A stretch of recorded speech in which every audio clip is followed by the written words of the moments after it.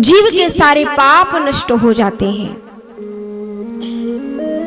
संत की ये महिमा है। अगर कोई व्यक्ति एक बार भी संत का दर्शन कर ले तो संत की इतनी महिमा होती है कि संत के दर्शन करने मात्र से जीव के सारे पाप नष्ट हो जाते हैं। ये संत दर्शन की महिमा है। और महाराज, हम और आप तीर्थों में किस लिए जाते हैं? वृंदावन, मथुरा, अयोध्या, काशी, बनारस, हरिद्वार, प्रयागराज, केदारनाथ, बद्रीनाथ, अमरनाथ किस लिए जाते हैं? हम आप तीर्थों में इसलिए जाते हैं, हम आप तीर्थों में पवित्र होने के लिए जाते हैं। तो संत क्यों जाते हैं? हम आप तीर्थों में पवित्र होने के लिए जाते हैं, लेकिन संत तीर्थों में पवित्र होने के लिए नहीं जाते। मेरी माँ, संतों के चरणों की तो इतनी महिमा है कि अगर संत तीर्थों में जाते हैं तो संतों के जाने से तीर्थ पवित्र हो जाते हैं। जब गंगा को इस पृथ्वी पर भेजा तो मां गंगा ने कहा, इस पृथ्वी के पापी प्राणी हम में नहा नहा करके सारे पाप मुझ में धुल देंगे, सारे पाप सारे कलमश मुझ में धो देंगे वो सारे लोग। वो तो नहा करके पवित्र हो जाएंगे, पर मैं तो गंदी हो जाऊंगी, मैं कैसे पवित्र होंगी? तब भगवान ने कहा, गंगे, तुम्हारे अंदर स्नान करने से सारे जीवों के पाप धुल जाएंगे, लेकिन जब तुम्हारे अंदर संत स्नान करेंगे तो संतों के स्नान करने से तुम्हारे पाप धुल जाएंगे। जब इस प्रकार से भगवान ने कहा, तभी गंगा इस पृथ्वी पर आई। हम आप तीर्थों में पवित्र होने के लिए जाते हैं, लेकिन संतों के जाने से तीर्थ पवित्र हो जाते हैं।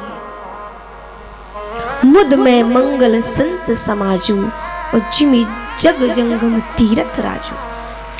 जितने भी तीर्थ हैं मेरी मैया, ये सारे तीर्थों एक जगह पर रहते हैं। तीर्थों में चल करके तुम्हें स्वयं जाना होगा, तीर्थ तुम्हारे पास चल करके नहीं आएंगे। तीर्थों के पास तुम्हें जाना होगा, लेकिन संत एक ऐसे चलते फिरते तीर्थ होते हैं। भगवान के भक्त ऐसे चलते फिरते तीर्थ होते हैं। कहते वो तीर्थ तो एक ही स्थान पर रहते हैं, लेकिन इन संत और भक्त जो चलते फिरते तीर्थ हैं, ये तुम्हारे यहाँ पर भी आ जाते हैं।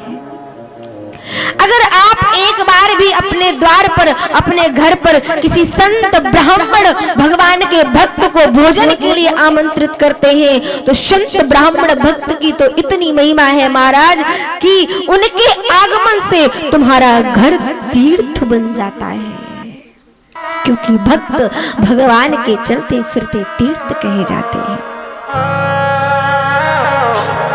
ये संतों की महिमा है।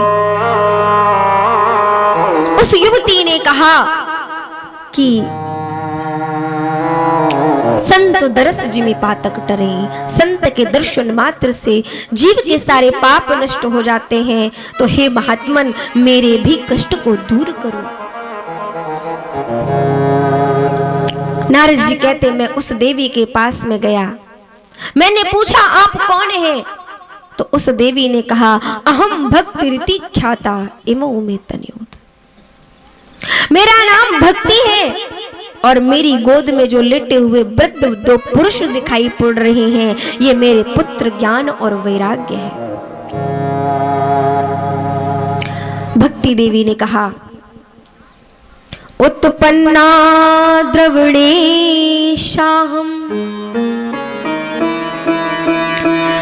वृद्धिं कर्णाटके गता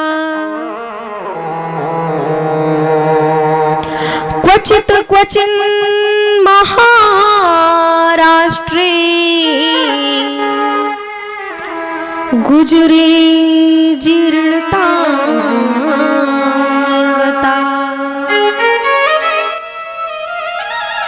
उत्पन्ना द्रविड़ेशाहम। उस युवती ने कहा मेरा नाम भक्ति है और द्रविड़ देश में मेरा जन्म हुआ है।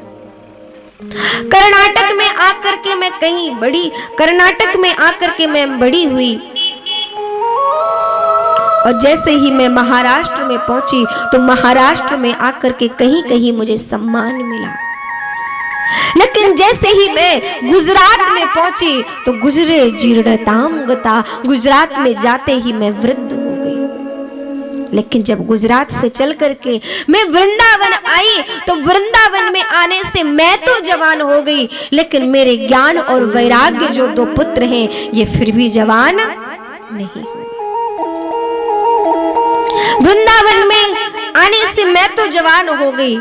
नारद जी, आपने कहीं देखा है कि ये तो होता है कि माँ वृद्ध हो और पुत्र जवान हो, ये तो संसार में देखा जाता है, लेकिन कहीं ऐसा नहीं देखा जाता कि माँ जवान हो और पुत्र वृद्ध हो।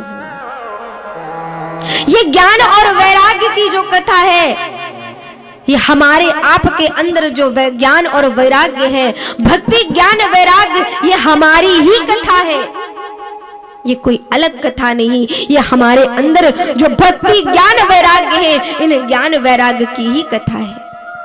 हमारे अंदर की भक्ति तो जवान हो जाती है कथा सुन करके, लेकिन ज्ञान और वैराग्य हमारे अंदर के सोए हुए ही रहते हैं।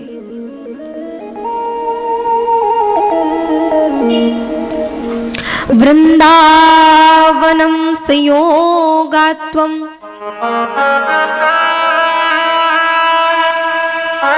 नारद जी कहते हैं देवी, वृंदावन के संपर्क में आने से तुम तो जवान हो गई हो, लेकिन तुम्हारे पुत्र जो हैं वो जवान नहीं हुए। वृंदावनम संयोगात्वम पुनस्त्वम तरुणी नवा। और नारद जी कहते हैं धन्यम वृंदावनम तेन भक्तिर नृत्यति यत्र चा। धन्य है ये वृंदावन की भूमि जहां पर भक्ति देवी भी नृत्य करती है। संसार में केवल वृंदावन ही एक ऐसी जगह है जहां पर भक्ति देवी नृत्य कर रही है, केवल वो स्थान वृंदावन है। इसलिए कहते हैं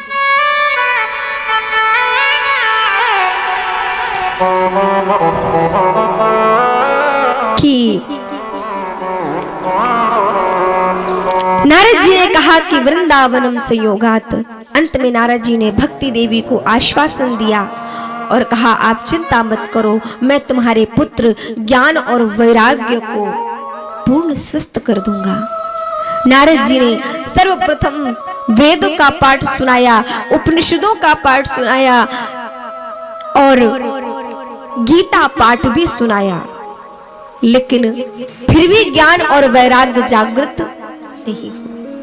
सारे प्रयास नारद जी ने कर लिए ज्ञान और वैराग्य को जगाने के लिए, लेकिन फिर भी ज्ञान और वैराग्य जागृत नहीं हुए हैं। और महाराज अंत में उसी समय आकाशवाणी हुई और आकाशवाणी ने कहा हे नारद जी, ज्ञान और वैराग्य को जगाने के लिए आप सत्कर्म करो, और सत्कर्म को जब आप करेंगे तो ज्ञान और वैराग्य पूर्ण स्वस्थ हो जाएंगे। लेकिन जैसे ही नारद जी पूछना चाहते थे कि वो कौन सा सत्कर्म है, उसी समय आकाशवाणी विलुप्त हो गई।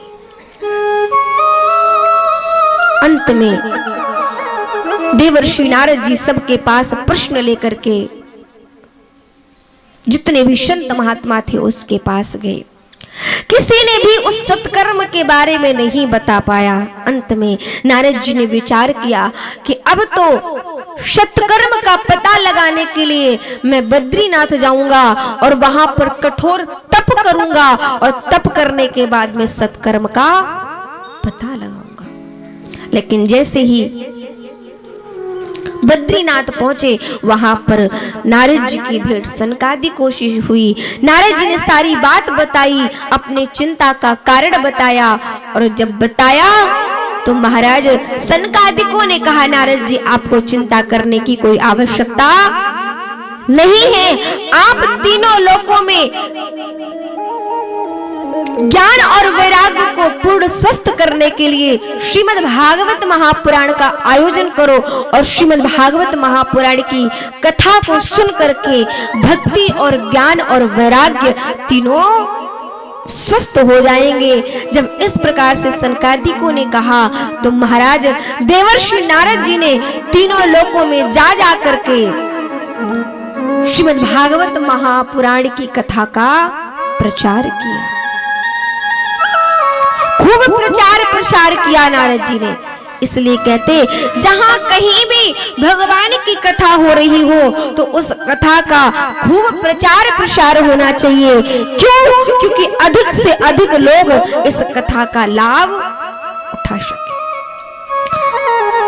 हरिद्वार में आनंद नाम के घाट पर कथा का आयोजन हुआ। शनकादिक पहुंचे और महाराज भागवत में तो यहाँ तक लिखा हुआ है, कहते कि समाज में हर तरह के लोग होते हैं। समाज में हर तरह के लोग होते हैं। जैसे जैसे लोगों को पता चला कि हरिद्वार में कथा होने जा रही है तो सभी लोग अपने बच्चे, अपनी पत्नी, अपने पूरे परिवार को लेकर के हरिद्वार में पहुंचने लगे। लेकिन कुछ लोग ऐसे भी होते हैं जो अपनी पद और प्रतिष्ठा का अभिमान लेकर के बैठे रहते हैं। कुछ लोग ऐसे थे, उनमें उन्होंने कहा हमें तो निमंत्रण दिया ही नहीं गया, हम क्यों जाएं? हम तो इतने बड़े उच्च पद पर बैठे हुए हैं। आप विचार करो, क्या भगवान से बढ़कर के भी किसी का पद हो सकता है? भगवान के दरबार में तो सभी समान होते हैं महाराज। भगवान के दरबार में ना कोई छोटा होता है ना कोई बड़ा होता है।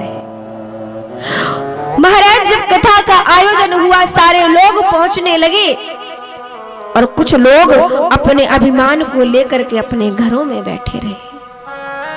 कुछ लोग जब नहीं आए, किसी को ज्ञान का अभिमान था, किसी को धन का अभिमान था, किसी को व्यापार का अभिमान था। जो लोग अभिमान के कारण घरों में बैठे रहे तो कहते ऐसे लोगों को स्वयं वशिष्ठ जी समझा बुझा करके ले आए। स्वयं भृगु जी उनको समझा करके ले आए कि अरे कथा अमृत का पान तो कर लो। इसलिए कहीं पर भी भगवान की कथा हो रही हो वहां पर कभी किसी को ये विचार नहीं करना चाहिए कि हमें नहीं बुलाया गया। अरे कहते हैं कि प्यासा कुएं के पास जाता है, ना कि कुआं प्यासे के पास आता है। आपको प्यास लगी होगी तो आप कुएं के पास पहुंच जाएंगे और जिसको भगवान के प्रति प्रेम होगा वो अपने आप आ जाएगा, किसी से कहना नहीं पड़ता। सारे लोग एकत्रित हुए, यहाँ तक कि महाराज चारों वेद मूर्तिमान रूप बनाकर कथा में उपस्थित हुए। जितनी भी नदियां थी वो नदियां मूर्तिमान रूप बनाकर के कथा में उपस्थित हुए। वहां पर आप ये विचार मत करना कि केवल आप लोग ही कथा सुन रही हैं। आप लोग तो केवल दिखाई दे रहे, यहाँ पर ना जाने कितने लोग कथा सुन रहे होंगे, कोई पता नहीं। 17 पुराण रूप बना करके वहां पर एकत्रित हो गए। 18वां पुराण श्रीमद् भागवत महापुराण तो पहले से ही विराजमान था।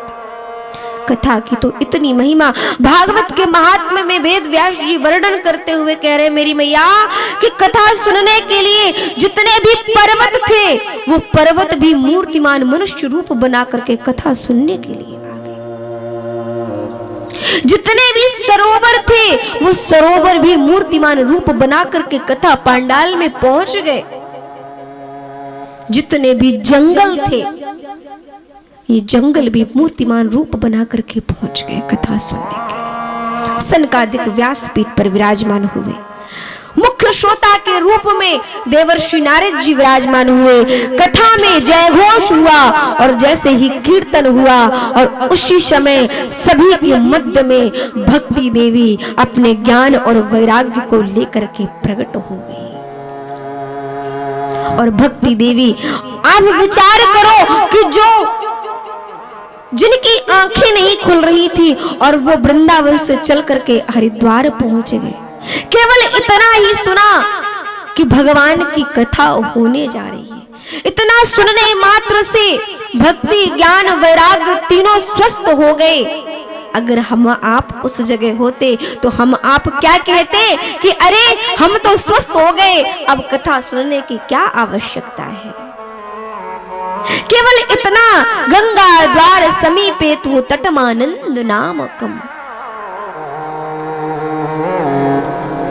लेकिन फिर भी ज्ञान और वैराग्य वहां पर पहुंचे। कथा के मध्य में जैसे ही अपने आप प्रकट हुए और भक्ति देवी भागवत के श्लोकों के आभूषण पहन करके प्रकट हुई। और जब भक्ति देवी प्रकट हुई तो वो कुछ गुनगुना रही थी, कुछ गा रही थी। लोगों ने देखा अचानक से ये स्त्री कहां से प्रकट हो गई। आपस में लोग काना फूसी करने लगे, क्योंकि ना उनको किसी ने आते देखा ना किसी ने जाते देखा, वो स्वयं प्रकट हो गई बीच में। लोग उनको देखने लगे और जब देखने लगे तो लोगों ने देखा भक्ति देवी कुछ गुनगुना रही है और भक्ति देवी भागवत के श्लोक गुनगुना रही थी। भक्ति श्रुतौ तौ